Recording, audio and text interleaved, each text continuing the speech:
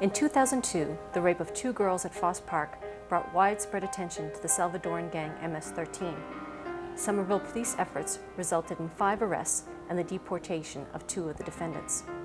In response to that incident, 2 anti-gang ordinances were set forward by the Board of Aldermen. The anti-loitering ordinance, sponsored by Alderman Bill Roach, has been passed 3 times by the board with various amendments and public hearings. The ordinance is now under review at the State House by the Public Safety Committee as it awaits approval as a home rule petition. Through ongoing efforts by the gang and drug forces since 2002, gang-related crime in Somerville has diminished, but there is grounds for increased concern. In neighboring cities such as Everett, Chelsea, Revere, Lynn, and in East Boston, the MS-13 gang is resurging, and now with more lethal weapons. The gang is seeking to extend its turf over less entrenched gangs such as the Haitian gang D Block, the Hispanic gang 18th Street, and the Bloods. Area police, seeking to intercept a gang war, conducted a 2-day sweep in early July, and dozens were arrested on drug, assault, and weapons charges.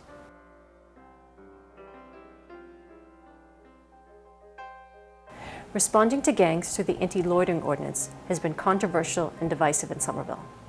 While the aldermen voted 9-1 in favor, the dissenting alderman Denise Provo claims the ordinance is an illusion as a tool to fight gang violence.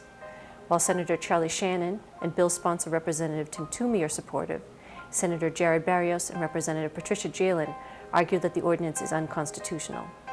Community activists, particularly in the city's Latino community, fear police harassment and believe the ordinance unfairly labels Latino youth as criminal.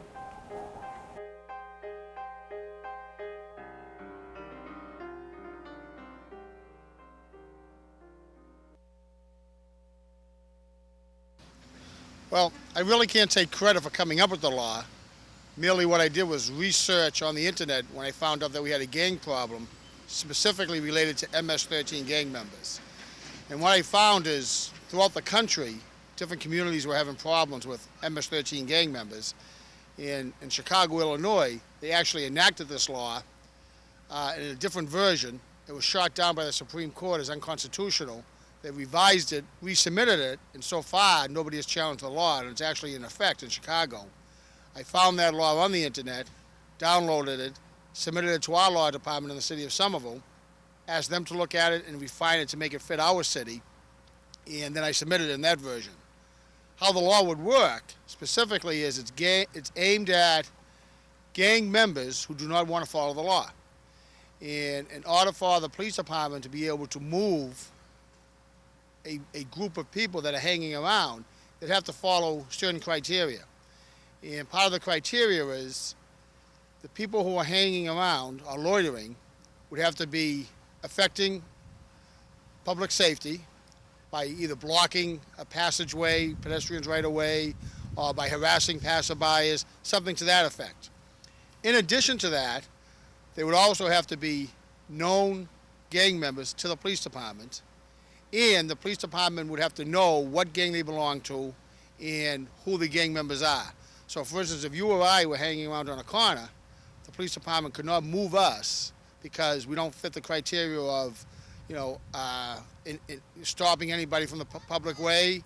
We're not known gang members, and we're not known to the police as gang members. However, if 3 or 4 MS-13 gang members were on a corner, the police department could move them along if, number one, they received a complaint or noticed them harassing passerbyers, and they knew they were members of a gang that had committed criminal activity in the past, and if they individually knew each gang member. So that's really how the law is going to work. I come to this as an attorney, and as an attorney who spent the first 8 years of my professional career defending cities and police officers from lawsuits. So I really have a pragmatic view of this ordinance, which is it user-friendly to the police having to use it? In analyzing it, there are 11 elements for which a police officer has to find probable cause before the officer can disperse a group for gang loitering. That's a lot of elements. That's a tough law to to implement correctly. And then there are 13 elements that have to be proven if an arrest is made and a prosecution is brought. That's tough for a prosecutor. It's vague. For example, it doesn't define member of a gang. And I know from my experience at the state level that defining members of gangs is very difficult. In the Department of Corrections, there's been a lot of problems with people who say they're not members but are identified as members, treated as gang members, and then are actually, because of that, become recruited into gangs. So I think we need to think about how we do it. Some of it duplicates existing laws, which should be enforced, and which is why we need police officers on the street to see whether these laws are being broken or not. We know what works in terms of enforcement. You could already use existing law to find kids who have broken the law and been adjudicated and are on probation or parole, and make the terms of their probation be that they stay away from certain people and that they stay away from certain places. Then you don't have the problem. If you have the anti-gang loitering ordinance, even if you pick a kid up, they aren't instantly put away. But if you use the probation mechanism, if a kid's on probation and they violate probation, they're gone. So we should be targeting the real troublemakers, the kids in their 20s and 30s, the ones that are the leaders, the ones that are recruiting. We should be taking them off the streets. And then we should be doing the positive aspect. Well, that we should be doing two other things. One is creating opportunities for those kids, and the second is putting eyes on the street. We need an effective crime watch, and one thing that Liz Malia told me that they've done is every Tuesday night in the place where they used to have gangs hanging out, they have a potluck supper, and Stop and Shop brings hot dogs, and they bring food, and people sit in their lawn chairs, and the kids that would have been hanging in gangs don't hang there. So she says, anytime people are watching, people don't want to be hanging out. We're here to protect people. I mean, I'm a former, I spent most of my career defending people's civil liberties. I was a criminal defense lawyer. And I, for one, understand the importance. We all have taken an oath here in office to uphold the United States Constitution and the Massachusetts State Constitution. So we did I think we've done the due diligence on this ordinance and this home rule petition, working with the state legislature and the Senate. And I feel it's much more strengthened and constitutionally sound. If we're going to address the gang problem, it's really important, I think at the end of the day, for us to recognize a loitering ordinance isn't going to make the problem go away. And what a loitering ordinance could actually do, at least the current ordinance as it's written, which our district attorney has told us is unconstitutional and that she will not enforce, what it could do is get the city of Somerville in serious hot water legally, engaging them in expensive lawsuits the city is going to have to defend against private citizens whose civil rights are violated. I don't think the city of Somerville wants to do that. The only gang in the city that meets this definition within the ordinance of a criminal street gang is MS-13, which is a Salvadoran gang originally with membership or purported membership in other places, but that sort of identifies gang crime with the immigrant population, and that's a great danger too, because it tends to demonize people and equate nationality with crime and gangs. Something that Italian Americans fought for decades. The concern of people who opposed, and it's a legitimate one, that you have laws that are too broad, too vague, you sweep everybody one brush and you violate people's constitutional rights. That's not the case here. This is not an ordinance intended against any ethnic or cultural group.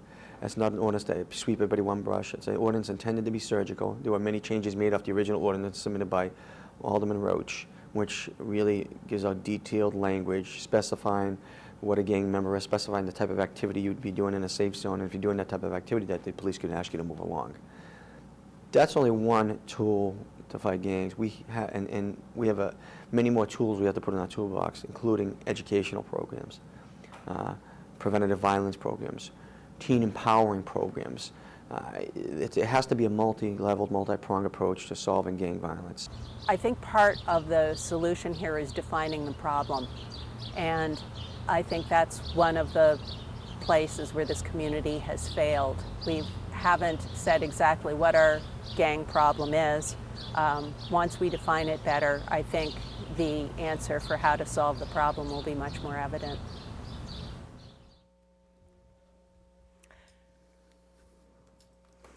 Good evening. We're here in the 90 Union Square studio of Somerville Community Access Television, and my name is Mimi Graney, and I'm here with Nelson Salazar. What's your take on the gang ordinance? Well, the gang ordinance it was wrong from the beginning. It is wrong today. It's going to be wrong tomorrow. As Bill Rich said, that it came from the Chicago ordinance. The Mayor Cortatone said that there have been changes, and there are a lot of changes that it has been done into the gang ordinance, and still, I think that it violates people's rights. And my next guest, Luis Morales, who's a pastor at Vida Real Church. Do you think the gang ordinance is the solution to Somerville's gang problem? No, I don't think so. I think that all the people that they interviewed, they seem to agree with one thing, and they all seem to think that it's wrong, and if they all agree that it's wrong, why do they still keep going around and trying to change things around? So Sylvia Keebler from Concilio Hispano. Even since that tape was edited over the weekend, the gang ordinance has changed somewhat. That there was a meeting with Representative Tim Toomey, Senator Barrios, Alderman Bill Roach, who sponsored the ordinance, and Mayor Curtatone. What are some of the changes that you know about in the bill? I think the changes have to do with trying to make it less general, so that we can have a specific population that we're gearing this towards. And but I don't think that it will have the mission or the vision of not having a gang ordinance. And that's ultimately what the community needs. It's not only the gang ordinance and what language is going to go there, but what is the impact on the community of this gang ordinance? How is it that we're going to divide the community, very much so? And what is the impact that it's creating right now in families that are being arrested and has been, quote unquote, defined as gang members? And so, although the ordinance is supposed to be not being yet implemented, we know by working with the community on a daily basis that the police department has very much taken this order and this ordinance to the point of implementing it. And so that's the impact is the one that we need to look at in addition to the language. So Marty Martinez, formerly with the Somerville Youth Department and now a community activist. What has been some of the impact so far of the gang ordinance, even though it's not yet implemented? Sure. I mean, what we're hearing from youth workers and youth providers in the city is that the police department is, in some ways, already targeting some of these young people.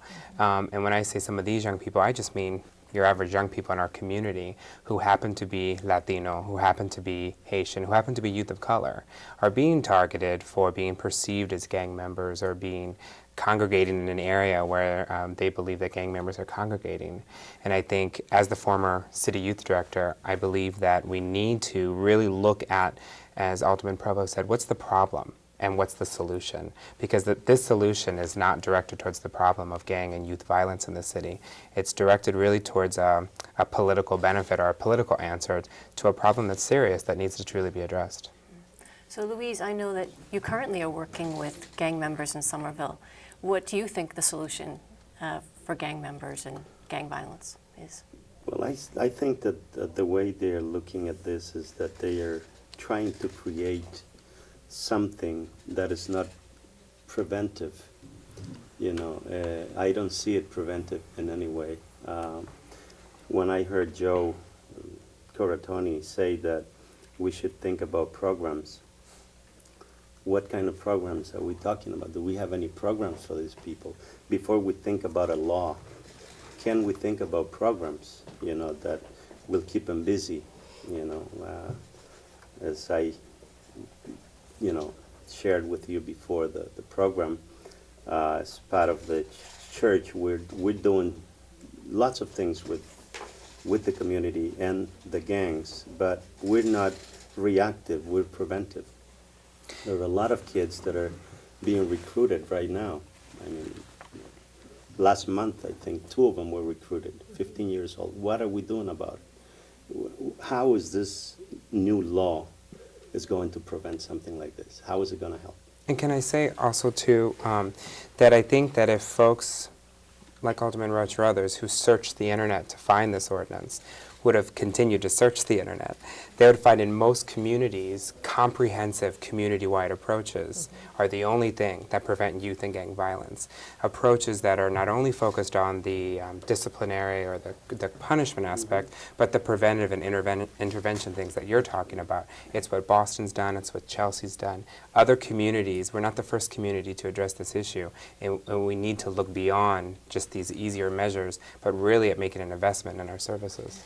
In the last part of the show, we'll be looking at some of the broader youth programs, but is this even an appropriate tool at all, do you think, Sylvia? Like, should this gang ordinance, is it so unconstitutional and discriminatory that it just should not be even considered in the toolbox that we're using to fight gangs? It should not be considered if this is a free country because of the definitions that the police and the gang ordinance have about gang members. Bill Roach said very well that there's going to be an identification. You can be on the street, but the police is going to have a listing. So there's going to be already a screening targeted to supposed to be gang members.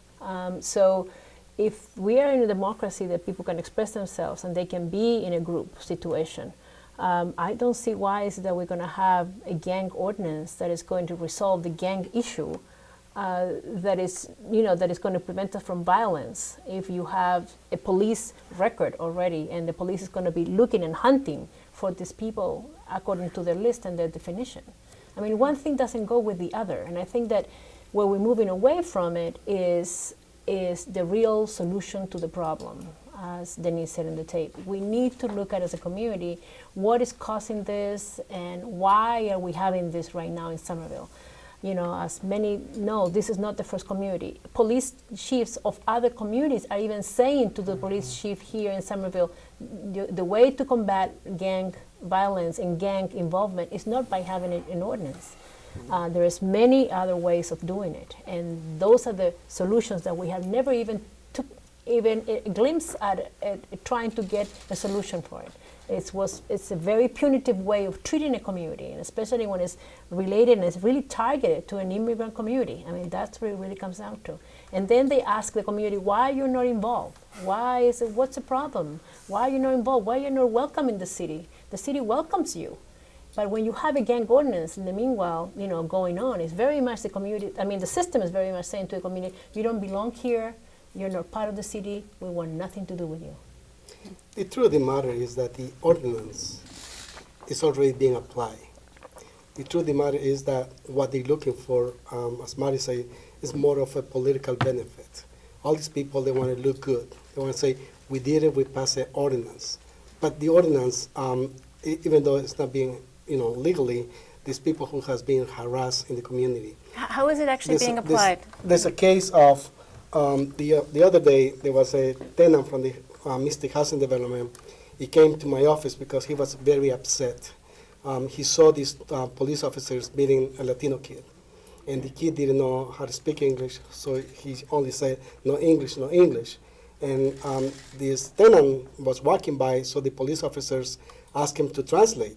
So he did, and then they told him, okay, keep moving. So he kept moving. In the meantime, this kid was bleeding, right? He's from the nose or somewhere. So he came to the office, and he told me about it. He said, how can they do that? Mm-hmm. And so I called the following morning, I called right to the mayor's office and said, there's an incident, let's find out what happened. So the mayor's office called the police department, and they do the research. There was nothing on paper, on records. So we thought maybe it wasn't the Somerville police, but maybe it happened between the line Boston and Somerville. So we called the Boston police, and there was no record. So we thought maybe it was the state police. We called the state police. There was no record. So what this tells us is that the police, they're already doing this, they harassing and abusing our people, and they can actually decide to write it or not. So they may tell us, well, how can you, why don't you come to the police and report? Well, how can you report if there's nothing there to claim on it?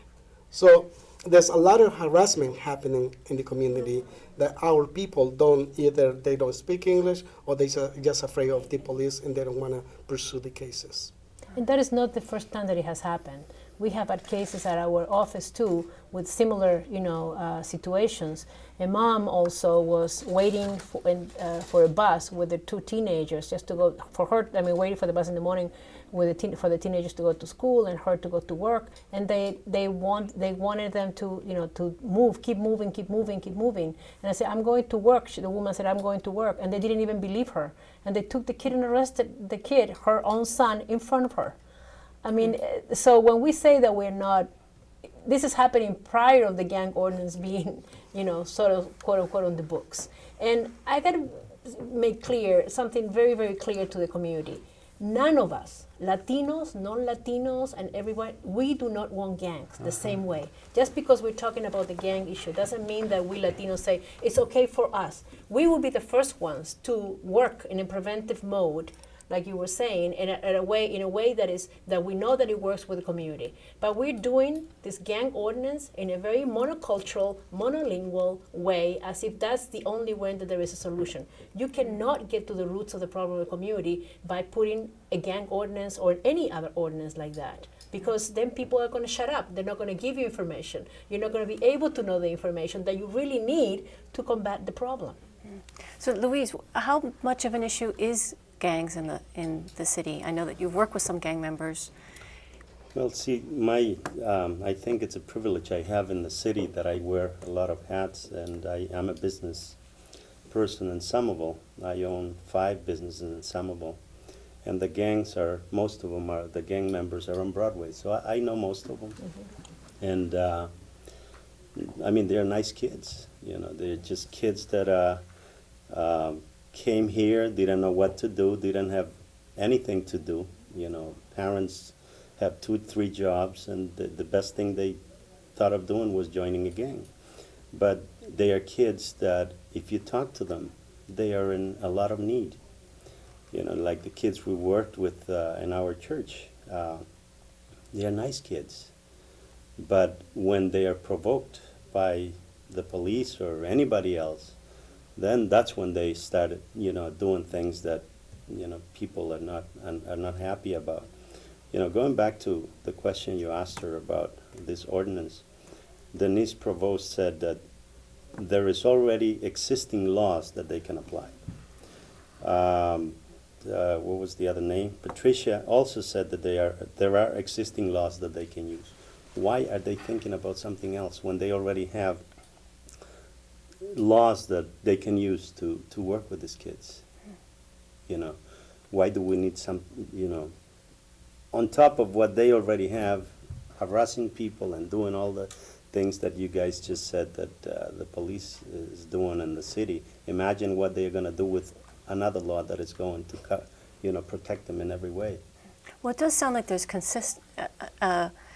a universal effort to deal with gangs. It's a question of how. Mm-hmm. And I think even Alderman Roach and Mayor Curtatone would say that they need a multi-pronged approach. But sounds like there's consensus at this table that this should not be one of the solutions. 2 years and a half ago, this ordinance was proposed. And until today, the city has not done anything to really work with the people. Like Tony's saying, you have to know the people. You have to immerse with them in order to find out what the needs are. They have a lot of needs. Where are they?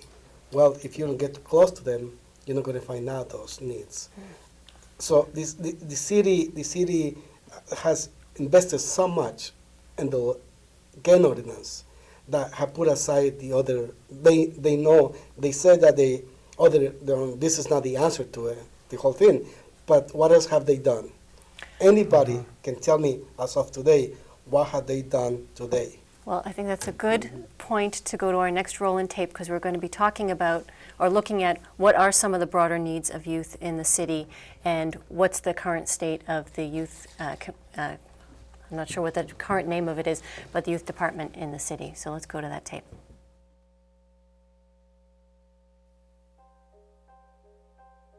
On the night of Thursday, July 1st, near the corner of Cedar and Warwick Street, 2 teenagers became caught up in a street fight. Ryan Sullivan, 16, a Somerville High School student, was killed, and his friend, Jules Stevens, 17, is in hospital with serious internal injuries from the stabbing. The 2 alleged attackers and a third man, only hours before released on probation, are now in custody. This stabbing was not gang-related. The incident, along with the teen suicides and drug overdoses this past school year, served to highlight that gang violence is not the only danger for Somerville's youth. Right now we have the gang problem has subsided to some degree. There are some members out there and around the city, but their numbers have diminished since the men and women in the patrol division and the gang unit have been working aggressively to keep check on them, identify them, and they're aware of this. So they have somewhat moved out of the city. There, as I said, some members of the gangs are still in and around, but I'm not too concerned right now. We have a good handle on it, and we're being aggressive in our approach to let them know that we're watching them and keeping tabs on them. So right now, things are pretty good. I recently was involved in doing a study with the chief and for the mayor's office, along with Scott Harshbarger. And after researching quite a number of different data sources, it indicates that we're right on target as far as like the average crime level goes. Our uniform crime reports indicate that we're just an average normal city of our size and demographic distribution. One of the dangers of focusing too much on crimes committed by gangs is that you're distracting yourself and diverting your resources from the majority of crime, which is not committed by criminal street gangs within the meaning of this ordinance. There's an old saying, drugs don't cause crime, they drive crime. And a lot of the crimes that occur are people trying to acquire money for drugs, robberies, B&Es, handbag snatches, things of that nature. It's people that are drug dependent and are trying to get money to purchase drugs. Right now there's a large amount of powerful, cheap heroin on the streets of not only this city, every city in the Commonwealth. And that's cheap and powerful, but it's an ongoing problem. There's also more expensive drugs like OxyContin that are extremely expensive, and cocaine, and people are committing crimes to acquire funds to purchase those things. So those are considerations, of course. It's our belief that all young people need the opportunity to talk about alcohol and drugs and other drugs. They need caring adults in their life who can actually hear what they're saying about these issues without judgment. They need to begin to explore their own kind of critical thinking and how do they make sense of the world. And they also need to know about resources and where help's available. And if we can consistently do that with all young people, and especially with those who are experimenting and misusing drugs, we believe that we're going to help those kids who are moving to the stage of abuse and addiction. Yeah, I mean, one of the original reasons I ran for office 8 years ago was the disconnect between the needs of the youth in the city and the programming that was available. We knew that was the case still coming in, especially given the heightened issues with suicide, gang violence, drug addiction. And there's that disconnect is even a greater disparity today between the youth programming that existed and what the pressures and needs that the youth have every day or face every day. An attempt to revamp the youth programming, we did a few things. We brought in John Hanna, who's our youth program development coordinator, and who helped organize to bring in teen empowerment. Stanley Pollack, who's the head of teen empowerment, was in Somerville, did incredible things in youth program here in the city 25, 30 years ago, and it was a model program for the country. And he's developed a model program in Boston. What we're going to be doing in Somerville is we are going to be implementing the teen empowerment model, and we're going to start out focusing in the eastern end of the city. We're going to begin by hiring 10 young people who represent that community to work with us and with the staff of the youth program.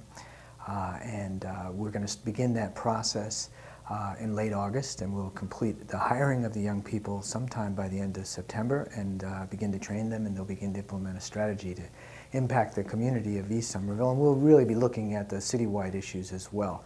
But we're going to engage young people in developing strategies to influence really the attitudes and belief systems of young people across the community concerning issues of drugs and gangs and violence and those kinds of things.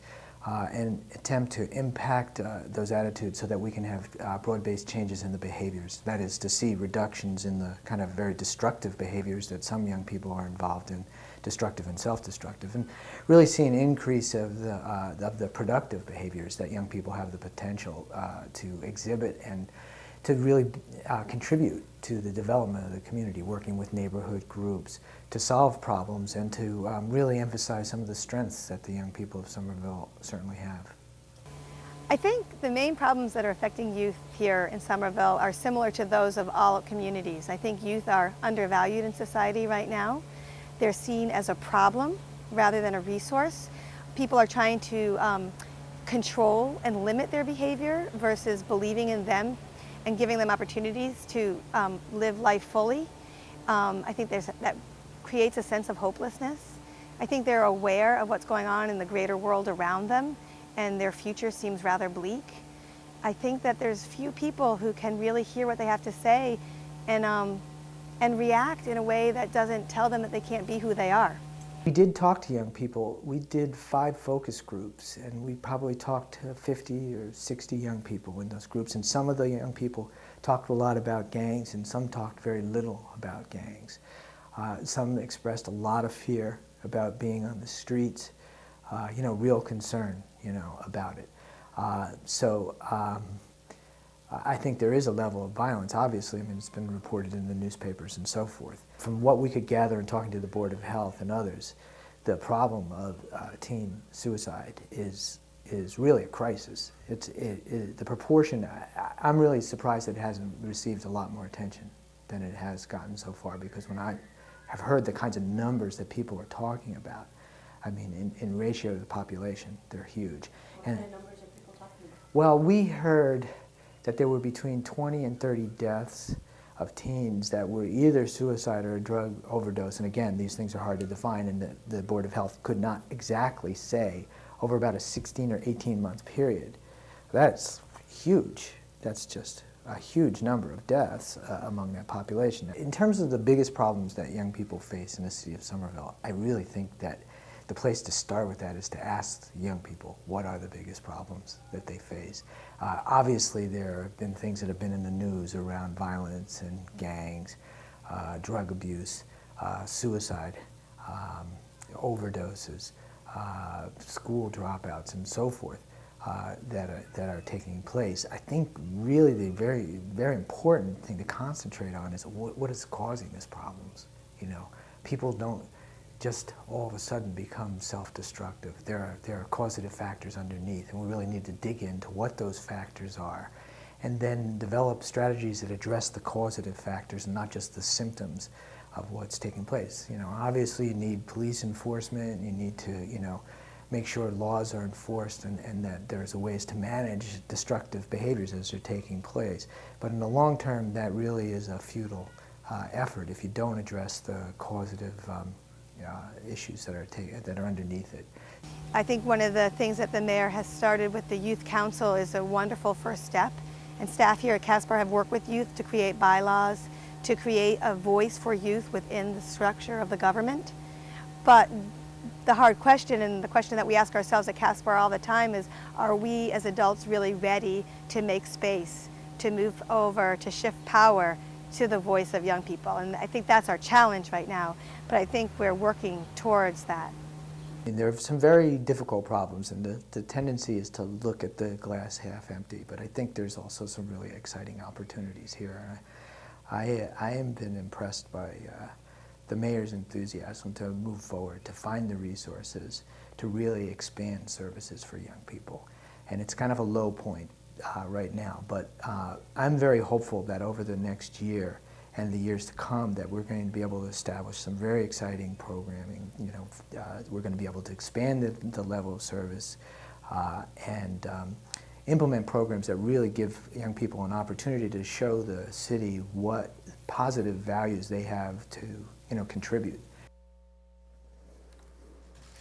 We're back in SCAT studio. So Marty, as somebody who's been involved in the youth program in Somerville, what's your take on the new directions it's going in? I think that one of the most important things that we continue to hear are questions about what are the needs of young people and what are their concerns.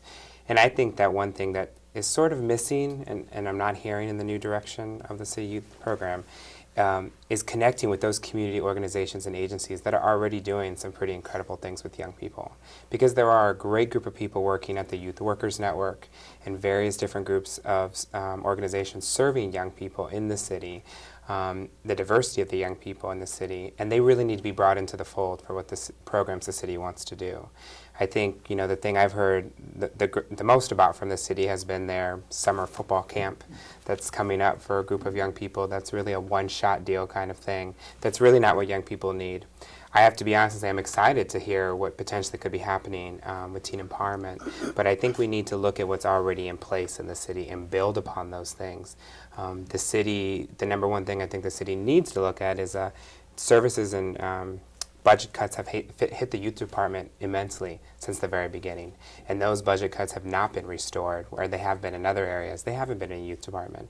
So when you continue to eliminate services, you continue to eliminate resources, you can't provide the kind of great science-based youth development proven programs that are really going to impact young people in our city. The most important thing I would just also mention is that the city, one thing I haven't heard a lot about this, is that the city is very diverse overall, but the city's youth population is much more diverse than the folks that are actually serving and reaching these young people. So we need to be reflective of folks who not only have experience in youth development, but have experience working with Latino youth, can speak Spanish, have experience working with Haitian youth, can speak Creole, and different populations in our city. So those are just some of my general thoughts. So Sylvia Keebler with Concilio Hispano, I'm sure some of the budget cuts have affected you for working at a nonprofit. Are you still able to serve as many youth as your organization has historically done? No, we cannot serve the numbers that we would like to. But I think that also the issue sometimes is not only monetary resources as it is, human resources. I think that if we get the community together, I think that we can do a lot together with the community. And that's what is missing in this new teen empowerment concept, is how we're going to work with the community and how we're going to work with the community to be more effective with the same youth that everybody wants to take care of.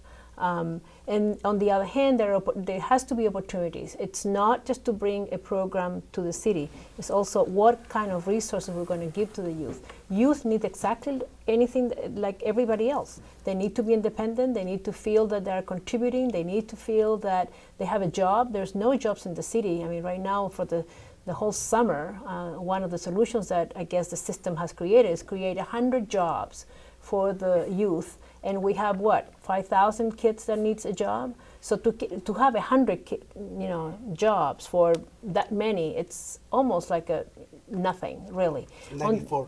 94 as of today. Okay, I'm sorry, I'm not really up to it. The media says 100. 100 or 94 jobs. I mean, so this is when you bring an outsider again to try to solve an issue that is our issue here in Somerville. If the community were getting together, if the business was more inclusive, if the churches were more into it, every could come bring jobs to the table.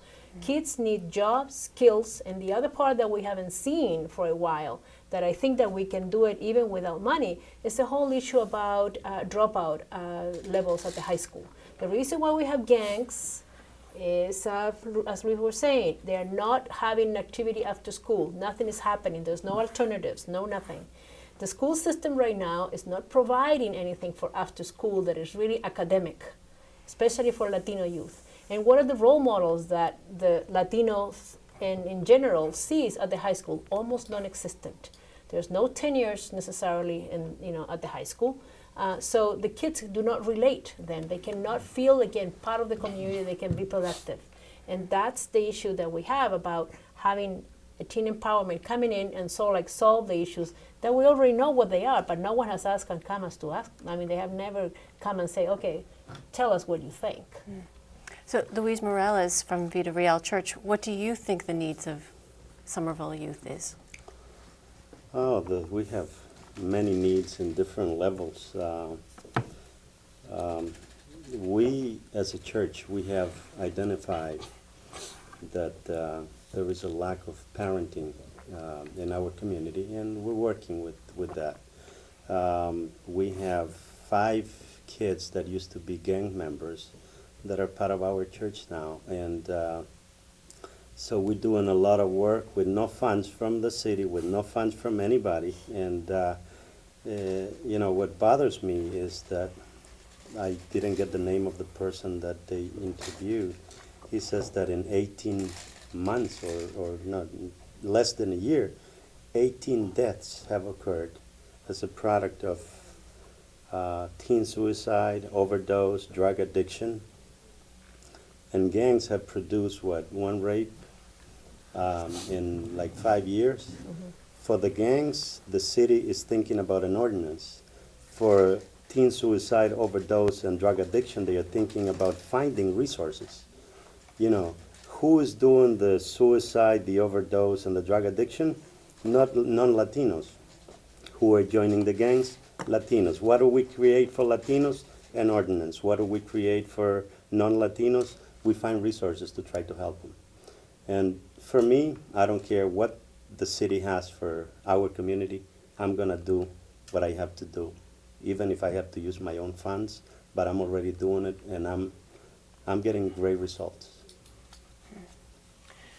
What do you think of all that, Nelson? Well, you know, a while ago I noticed that when there's incidents were happening with overdoses, I look at who were the people who were doing it, and then there was a group of people in the city who got together and they start working on it. And you know, it's exactly what happened. Is we can see we still live in a racist city.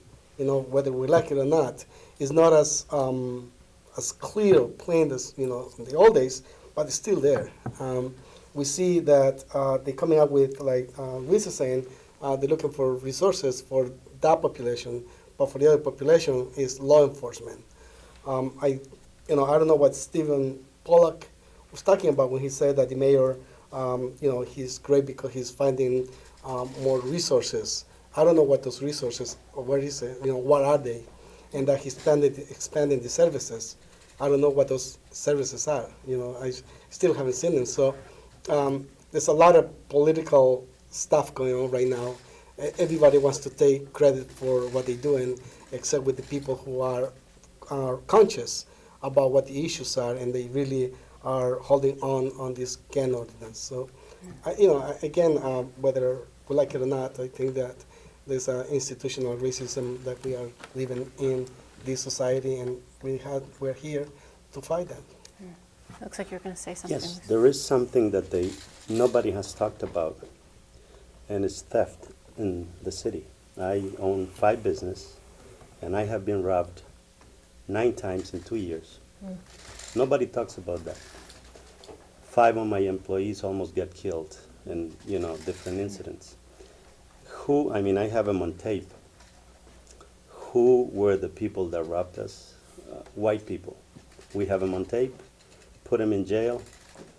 There was one time they caught the kid with the drawer from the cash register, a gun, and 3 months later, they were out with the money that was in the drawer from the cash register, and I'm still waiting for my money. Nobody talks about that. But who are they hurting? Most of the business on Broadway are owned by Latinos. So, you know, I think that the city has to be fair. And that's all I can ask to the new mayor, you know, and the police station. Let's try to be fair. You know, things don't seem to be going in that direction. Well, Sylvia, you're president of the Latino Coalition. What's some of the work that the coalition's doing, both in terms of advocacy and organizing? trying to get the community aware and also educate the community about what this gang ordinance is and what are their rights, that they can have. And we've been working with attorneys also in trying to, document all this treatment, because it's not something that that is going to stop tomorrow. So it looks like we're here for the long run, and we have to do this educating of the community. And the community themselves, they'll decide themselves about how much they're going to organize and how involved they're going to be in, trying to maybe, do something and present a case against the city. But that's for the community to decide. All we know is that right now the coalition is educating the community so that they know what their rights are and what are the things that they can do also to prevent things from happening. For us, prevention is a major issue, and we can prevent this from happening. We can prevent more gang loitering and all of that. We can definitely prevent it. But if the city doesn't allow this to happen in a way that it is open and amicable, in a way that we can have a dialogue, then the community doesn't have a lot to fall back on. Was there any organizing in terms of some proactive, preventative networking things among the Latino community? In terms of, Pat Jalen had talked in the earlier part about some of the models that are happening in Boston, everything from potluck suppers on the corners and community watches. Is there that kind of work happening? I don't think, we tried to do this at the beginning, I remember with Nelson and all that, but what happened with it is that then once you have a gang ordinance there, immediately you're saying to the community, I don't want to participate. So what we have to do now is to say to the community, you know what, you have the right and you can participate, and it has put us back like a good 5 years in the organizing, because people do not want to come out. People are afraid to get together. People are afraid that they're going to be outside near the park at 7 o'clock or 8 o'clock. People are afraid of the police. And until we deal with that, and the police comes and says, no, we're here, we're going to be your friends, which I doubt it with the gang ordinance that they're going to be able to do that right now, we're going to have a community that is going to feel more and more and more isolated, and more that they don't, that the system is saying to them, we don't belong here. So for us to organize a community is taking double or triple the time. And maybe it was intended that way. I hope that it's not. Mm-hmm. But triple the time to get the people organized and really get them together, because they're afraid. They're afraid to give you any information about anything. And even then you hear about these cases. So, it's going to take us a while. It's putting our community in, 5 to 10 years behind. Mm. So what are some, I guess to kind of push you a little bit more to be Sure. more specific. So what are some of the things that you've tried to get the community together, and folks are just, we're not going to come out after 7 o'clock? We wanted it, for instance, not to bring it up again, but we wanted to have for the mayor to come and have a dialogue with the community. We, organized, as a matter of fact, an event just for the mayor to come. Not too long ago, that it was in the papers and all that, and everybody had, several types of reaction to it, especially the city. And so we wanted to start for the community to see that dialogue with the mayor, so that they can see that the mayor and the city is trying to approach to them. Well, the mayor doesn't even show up. Not only doesn't show up to the event that it was planned for him, doesn't send anybody, or doesn't even say, I'm sorry, I cannot be there.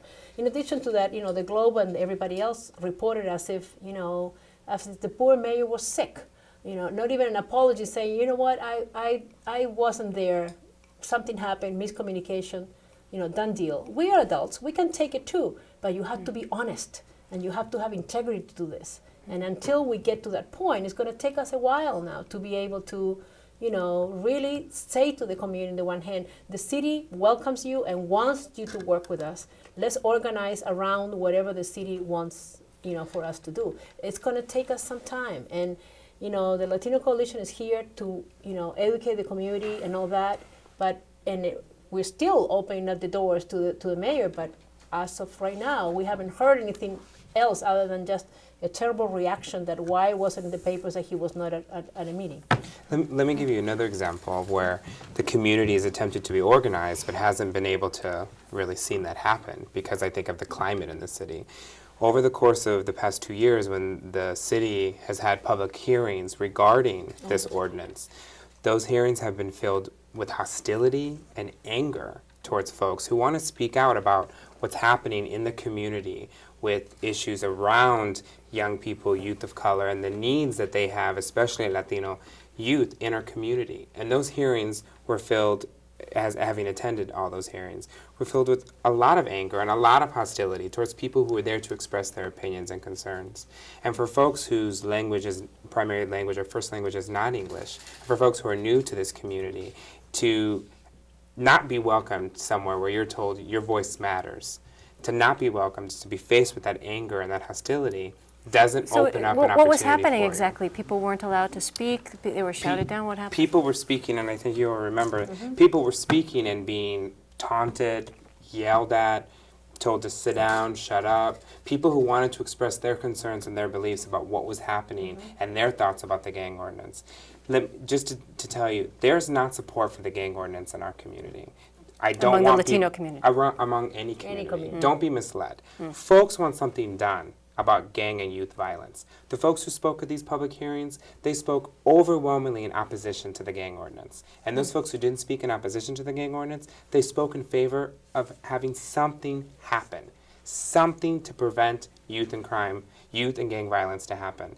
That's what people want. There's not support for a punitive ordinance that would not prevent the kind of crimes that people want them to prevent. And so I think that that's an example where you cannot mobilize a community who's being sent the signals, as Sylvia is saying, that you're not welcomed and that your voices don't matter here. Because then once you've sent that message once, you have to do so much work to erase those messages that have been sent. And I think not only do youth feel that, but adults in our community feel that. And that's an example where we're not able to organize people. But Nelson, over at Mystic, is that a similar feeling that people are afraid of the police, it's difficult to organize, sort of a sense that there's a punitive feeling happening in the city? Well, it's sadly enough in the housing development, they not only have to deal with the Somerville Police Department, but they have to deal with the police from the housing department. So they had twice as much of a problem. The kids are this H block, I think it's called. They were about 5 years ago, I think, or 4 years ago. These kids were on bicycles, and they were around the city. And again, the city knew about it, and right now they call it the H block, and they call it a gang, which are a bunch of kids who are, again, there's nothing happening in the Mystic development.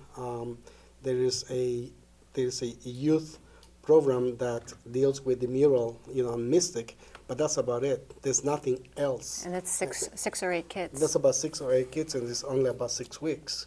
So, and we're talking about probably there are about 300 kids, if not more, in the development. So, again, it's the lack of attention to the different communities. Teen Empowerment calls that they have focus groups in youth. I never saw them coming to Mystic when it's a concentrated area of youth. I don't know where they had those focus groups, but not in the Mystic development. Has anybody at this table had any interaction with Teen Empowerment in their work up to now? None. No. Since we only have a few more minutes left, what are some of your hopes for the coming summer, especially in terms of concerns about a lot of kids with a lot of time on their hands, the weather's good.